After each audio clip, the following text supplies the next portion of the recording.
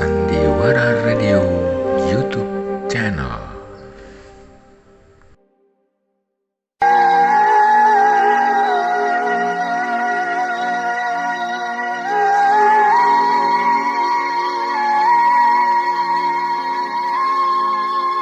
Dalam kisah yang lalu dikisahkan, setelah Tumenggung, Ardalepa dan Gayatri berangkat terlebih dulu ke kerajaan Madangkara bersama Raja Wali Raksasa, maka selanjutnya rombongan Brahma dipecah menjadi 3 bagian.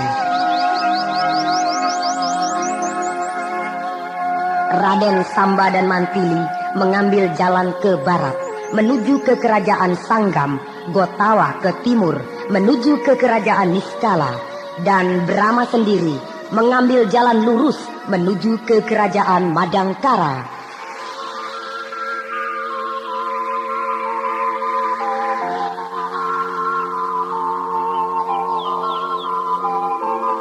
Sandiwara Radio YouTube channel.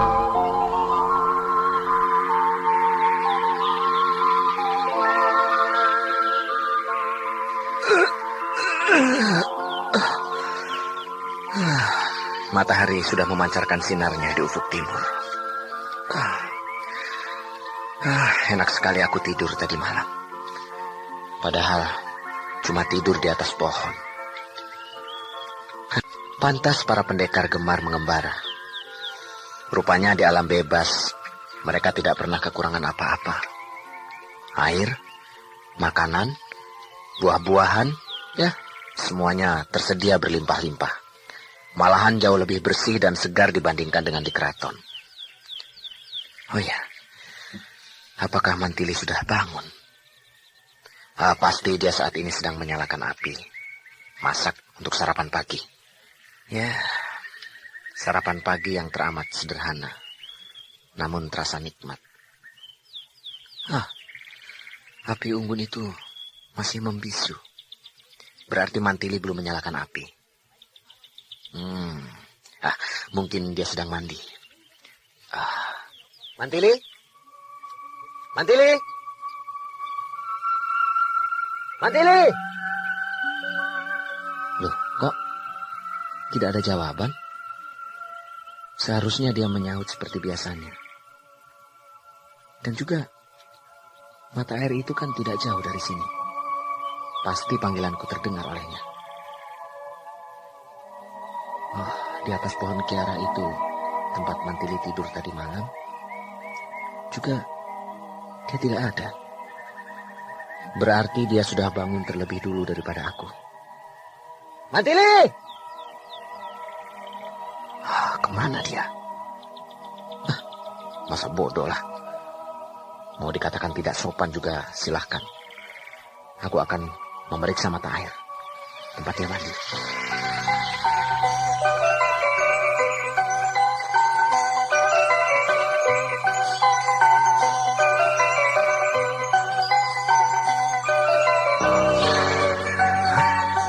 Tidak ada. Iya, di mata air yang kecil itu Mantili juga tidak ada. Tidak salah lagi, dia pasti pergi ke Niskala. Wataknya keras sekali. Kalau ada kemauan, harus jadi. Ya, apa boleh buat, aku harus menyusul dia. Iya.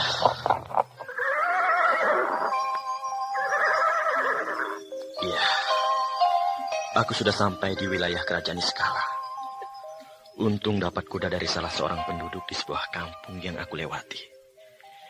Sehingga aku bisa cepat sampai di tujuan. Hei, berhenti! Hei, siapa itu? Seorang gadis cantik menunggang kuda, disertai 10 orang laki-laki. Semuanya menunggang kuda. Siapa mereka? Melihat pakaian mereka, jelas mereka bukan anggota pasukan keraton.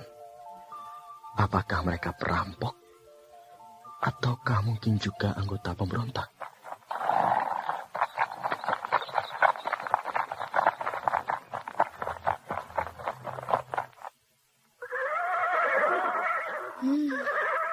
Siapa kau? Orang mana?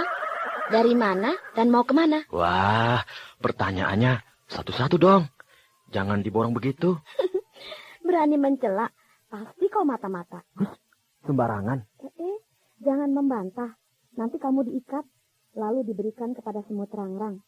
Dan kamu akan mati perlahan-lahan digerogoti oleh semut rangrang yang jumlahnya berlaksa-laksa itu. Nah, mau tidak? Gadis ini kerik amat. Dan nampak final. Ngomongnya santai, tapi mengandung ancaman. Menandakan jiwanya memiliki sifat sadis. Kenapa bengong? Dan nampak final. Ngomongnya santai, tapi mengandung ancaman. Menandakan jiwanya memiliki sifat sadis. Kenapa bengong? Dengar gadis, maaf. Siapa nama Anda? Dewi Harnum. Nah, Dewi Harnum. Saya bukan mata-mata. Saya orang Madangkara. Mau ke sini, ke kerajaan Niskala. Oh, kamu orang Madangkara. Tapi benar? Kalau tidak percaya, ya sudah. Berani juga kau. Aku tidak salah. Kok kenapa takut? Siapa namamu? Gotawa.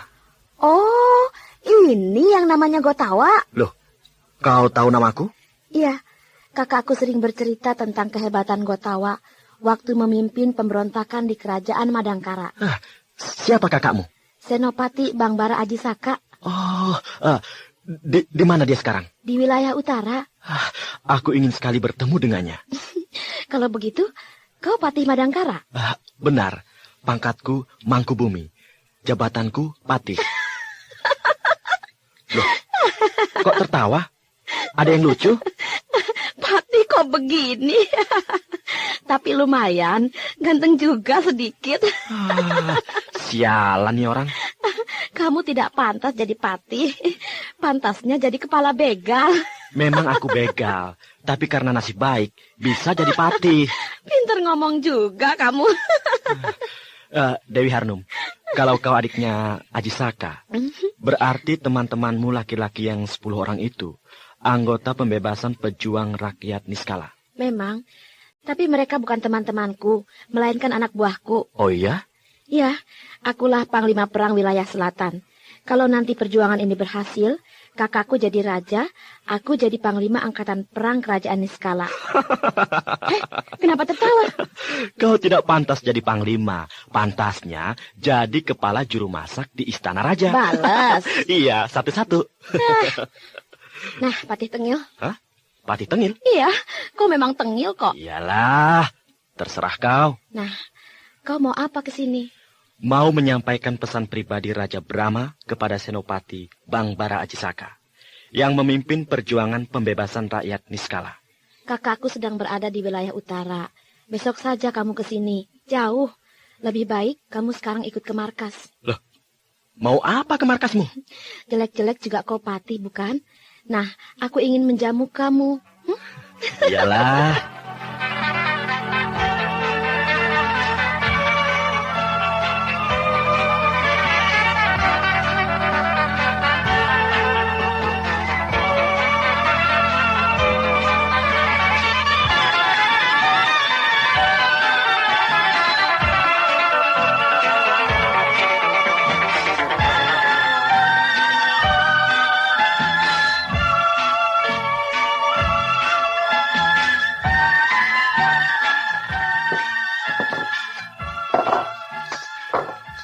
Enak tidak minumannya? Wah, enak sekali.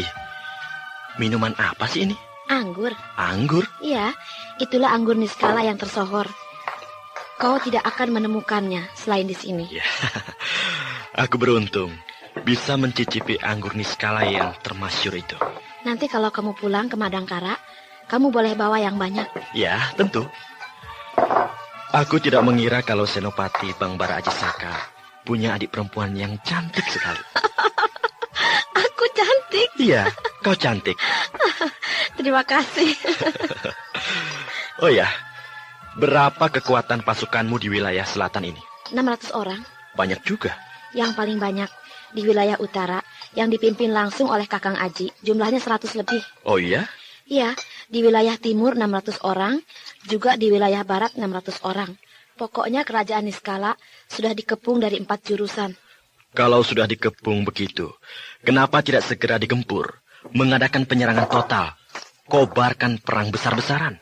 Justru itu yang tidak dikehendaki oleh kakakku. Loh, kenapa begitu? Kakang Aji sebisa-bisanya menghindarkan pertumpahan darah. Kalau tidak dengan perang, mana mungkin penjajah bangsa Kuntala itu mau enyah dari bumi Niskala ini? Saat ini sedang diusahakan jalan damai. Utusan dikirim ke keraton, menyatakan bahwa kerajaan Niskala sudah dikepung. Setiap saat bisa dihancurkan. Sudah 4 hari belum ada jawaban. Itulah. Bangsa Kuntala itu sombong, besar kepala, terlalu tinggi hati. Ya, selain begitu, mungkin mereka mengharapkan datang bala bantuan dari kerajaan Kuntala. Kalau bala bantuan itu datang, perjuangan kalian akan berat. Jadi lebih baik, gempur saja. Mumpung angkatan perang kerajaan Kuntala belum datang ke sini. Rencana Kakang Aji memang begitu. Di mana sebenarnya saat ini, saya sedang menunggu utusan dari Kakang Aji yang akan memberitakan tanda waktu kapan perang dimulai. Iya.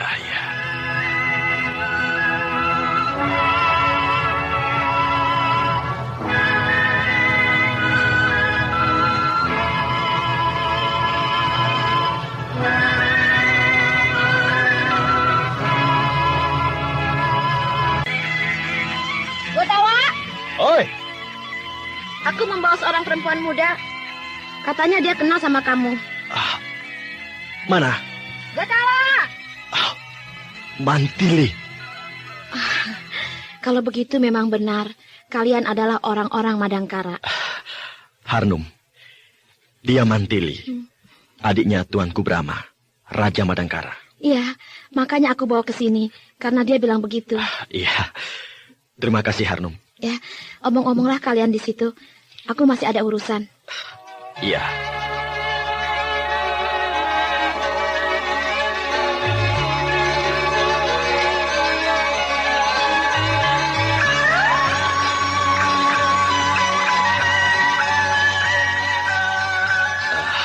Mantili, kau ditangkap oleh Dewi Harnum? Iya. Begitu aku sampai di tanjakan bukit kecil itu, aku disergap. Aku tidak melawan, sebab aku sudah menduga mereka pasti pemberontak. Kenapa kau ke sini? Mana Raden Samba? Aku bertengkar dengan dia. Loh, kenapa begitu? Habis dia manja dan cengeng. Manja dan cengeng bagaimana?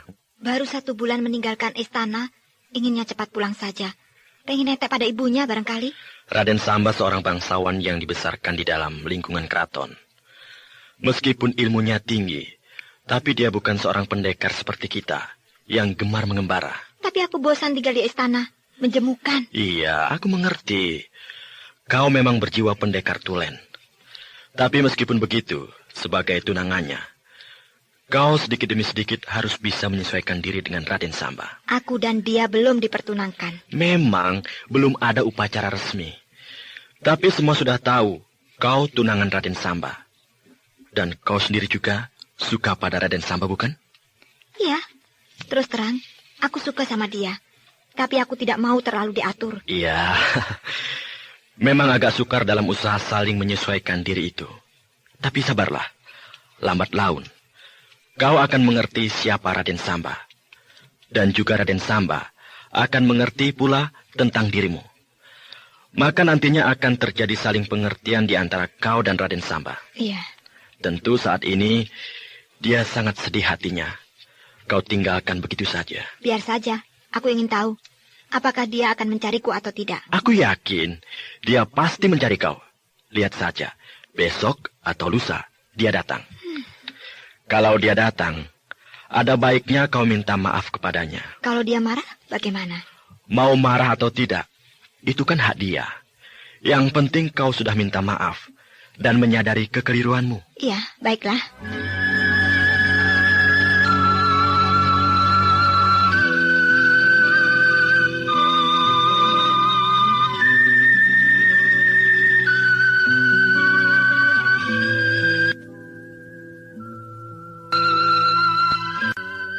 Sepuluh orang Tumenggung, anggota Dewan Tumenggung, sedang mengadakan pertemuan di rumah Kanjeng Tumenggung Raksa.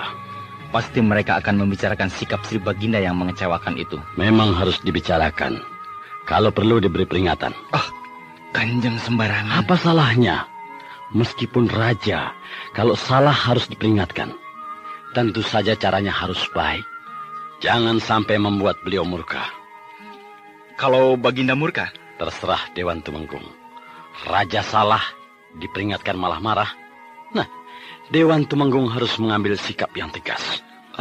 Kanjeng Tumenggung Raksa wataknya keras. Saya khawatir kalau dia nekat. Nekat bagaimana? Mengambil keputusan tanpa minta persetujuan dari Baginda. Untuk bisa berbuat begitu tidak gampang. Sebab Baginda tentu akan mengambil tindakan pula. Nah, apakah Tumenggung Raksa punya kekuatan untuk menentang Baginda? Sebaliknya Sri Baginda juga tentu akan berpikir 2 kali. Beliau akan melihat siapa-siapa yang berdiri di belakang Tumenggung Raksa. Karena Baginda pun tentu merasa khawatir akan keselamatan tahtanya. Sekaligus masa depan bangsa dan kerajaan. Seandainya ke-10 orang Tumenggung yang terkemuka itu semuanya mendukung Tumenggung Raksa, bagaimana Kanjeng? Baginda akan terancam kedudukannya. Tahtanya akan goncang. Tidak mungkin Baginda akan goncang, Kanjeng. Sebab dialah keturunan Raja-Raja Kuntala yang berhak jadi raja. Memang beliau pewaris tahta singgasana yang sah.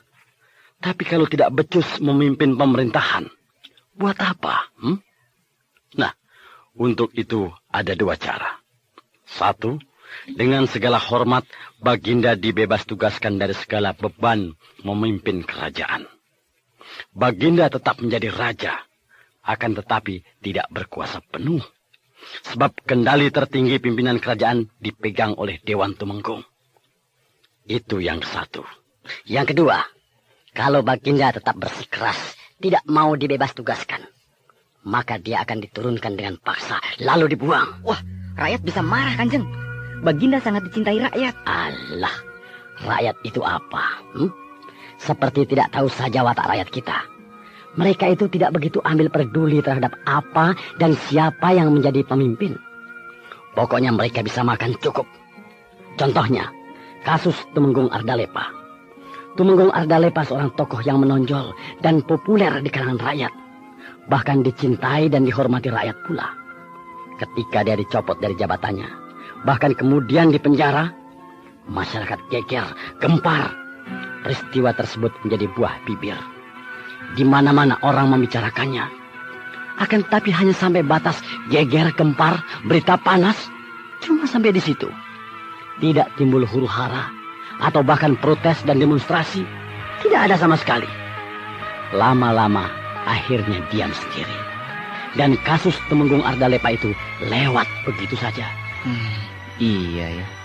Itulah karakter bangsa kita. Bangsa Kuntala. Anget-anget tai hayam. Cepat melupakan sesuatu. Bukan hanya kasus Tumenggung Ardalepa. Banyak lagi kasus lainnya. Ya, sama saja. Tetap begitu. Pertamanya ramai, panas. Tidak lama kemudian, semuanya kembali sibuk dengan pekerjaannya sendiri-sendiri. Repot cari makan. Iya memang. Boro-boro memikirkan politik. Cari makan saja susah. Itulah. Paling-paling yang sepenuhnya mencurahkan perhatiannya kepada dinamika pemerintahan. Hanya orang-orang tertentu saja. Tidak banyak. Tapi kalau mencopot Baginda dari singgasana dengan paksa, berarti makar, Kanjeng, kudeta, perebutan kekuasaan. Memang. Tapi kalau kudeta itu didukung oleh angkatan perang, mau apa? Siapa yang berani menentang bala tentara pasukan perang? Rakyat juga pasti akan diam karena takut. Tapi tentu ada yang berpihak kepada Baginda. Tentu saja. Itu sih sudah jelas, pasti ada. Akan tetapi, beranikah mereka melawan? Paling-paling mereka akan menyingkir, lalu menghimpun kekuatan untuk menjadi pemberontak. Paling banter melakukan gerakan di bawah tanah. Lalu kita sendiri bagaimana ya, Kanjeng? Mudah saja. Ingin selamat? Apa ingin celaka? Ya, tentu saja ingin selamat. Alah, pendirian di zaman seperti ini tidak perlu. Kalau cuma punya kekuatan tanggung-tanggung, lebih baik jangan banyak tingkah. Pasti ditumpas. Mendingan iya saja. Sekarang si Anu yang berkuasa, kita ikut. Nanti si Anu yang berkuasa, ya kita ikut juga. Begitu saja terus. Dengan begitu, kita akan langgeng jadi pejabat. Iya juga.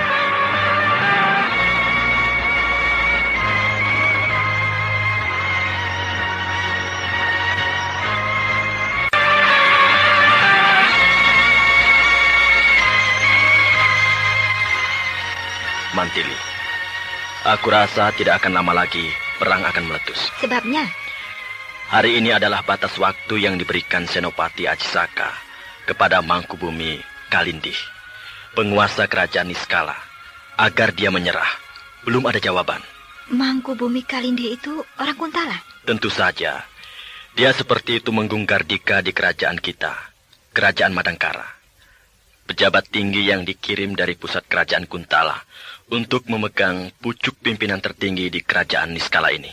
Mungkin dia mengulur-ulur waktu untuk menunggu bala bantuan dari kerajaan Kuntala.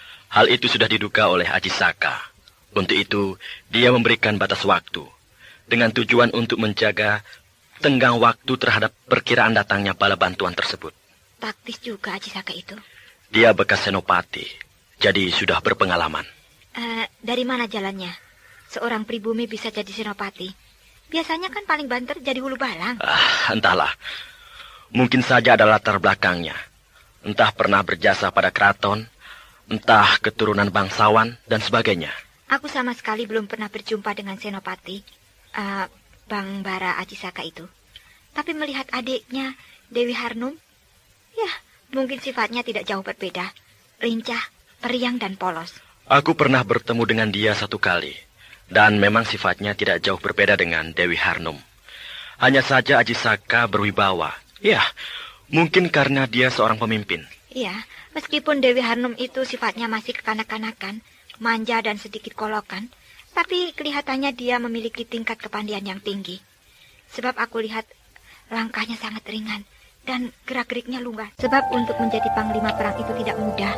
Memiliki tingkat ilmu kepandaian yang tinggi saja belum bisa menjamin akan menjadi panglima perang yang baik. Ya, mungkin saja sekedar untuk menyenangkan hati adiknya. Kelihatannya dia memang anak manja. Ajisaka memang sayang sekali pada adiknya itu. Segala keinginannya selalu dituruti. Iya. Meskipun dia manja, tapi dia seorang pemberani. Sama seperti Ajisaka tidak kenal takut. Pantas. Dia dipercaya menjadi pemimpin perjuangan di wilayah selatan ini. Iya, dan dia rajin. Tidak nongkrong saja di markas, tapi aktif melakukan patroli dengan anak buahnya. Iya, benar.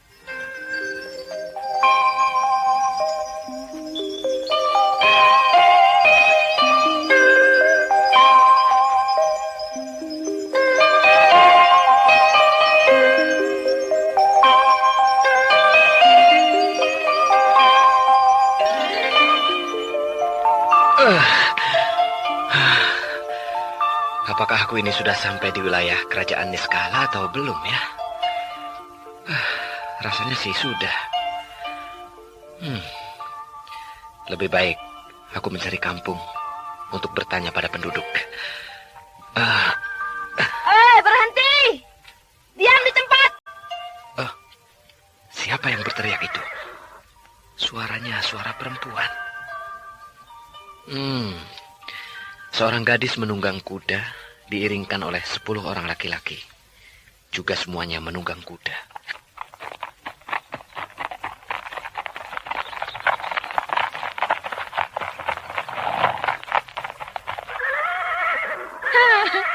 Pasti kau orang Kuntala. Bukan. Bukan ya bukan. Tidak usah pakai melotot begitu. Maaf. Kalau pemuda tampan, biar kaget, biar gugup, tetap cakep. Siapa Anda? Loh, malah balik tanya. Jawab dulu pertanyaanku. Saya Samba, orang Sanggam. Wow, jauh banget. Iya, memang jauh negeri Sanggam dari sini. Tahu, jauh. Pakai dikatakan lagi. Iya. Mau apa ke sini? Mau. Nah, kau pasti mata-mata. Bukan. Lalu kenapa gugup? Tidak tahu. Iya, kenapa aku jadi bingung begini? Kamu pendekar barangkali? Sebab biasanya pendekar itu ganteng, gagah, dan rendah hati. Tapi selalu berpakaian sederhana. Saya bukan pendekar. Saya hanya perantau. Sedang mencari adik saya yang katanya pergi ke kerajaan Niskala. Adikmu itu laki-laki atau perempuan? Perempuan. Siapa namanya? Mantili. Oh, kau kakaknya Mantili? Iya. Mari ikut dengan aku. Hah? Kemana? Katanya mencari adikmu. Apakah... Adikmu ada di rumahku. Benarkah begitu? Iya, 3 hari yang lalu dia juga lewat jalan sini. Sama dengan kau. Lalu aku ajak mampir ke rumahku. Ayo, ikut aku.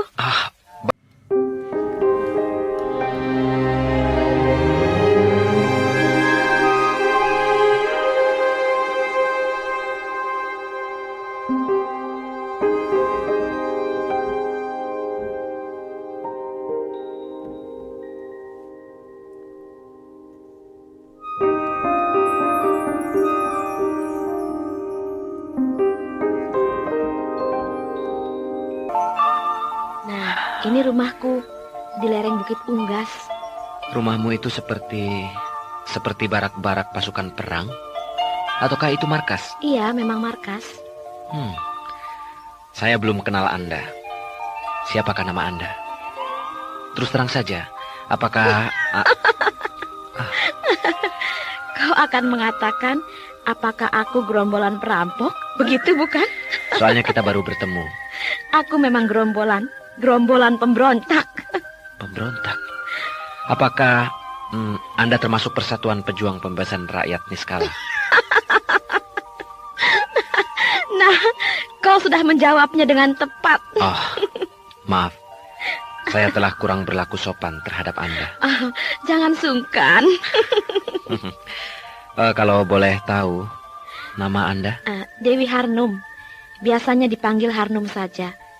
Nama kecil saya Hanung, adiknya Bang Bara Ajisaka. Hah? Adiknya Senopati Ajisaka? Kau kenal pada kakakku? Iya, tentu saja. Dia sahabat tuanku Brahma, Raja Kerajaan Madangkara.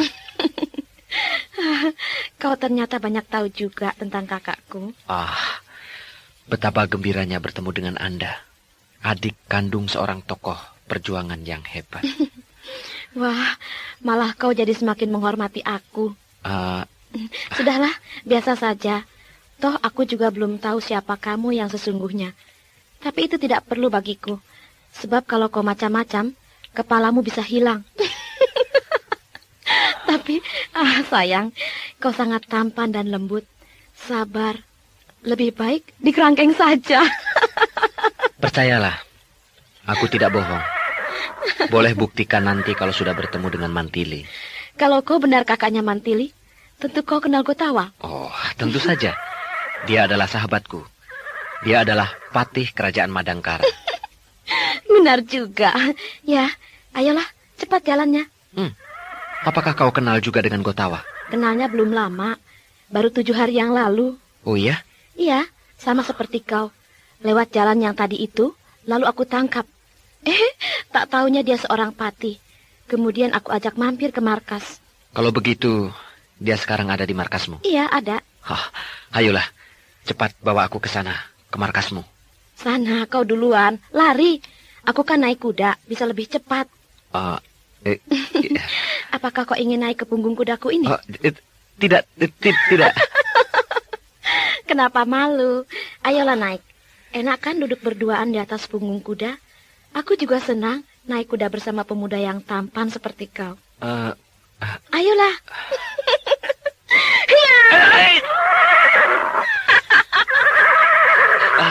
Kau hebat sekali.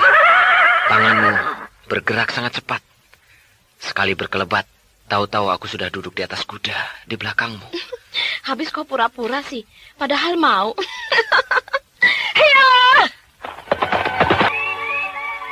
Ya, sudah 10 hari kita berada di markas perjuangan pembebasan rakyat Niskala di Bukit Unggas ini. Dan perang belum juga dimulai. Benar-benar sabar Senopati Ajisaka itu. Kesabarannya hampir menyamai kesabaran seorang penembahan. Ya, memang. Melihat penampilannya, dia tidak cocok jadi calon raja. Lebih cocok jadi seorang panembahan atau penasehat raja. Iya. Lain dengan kita dulu.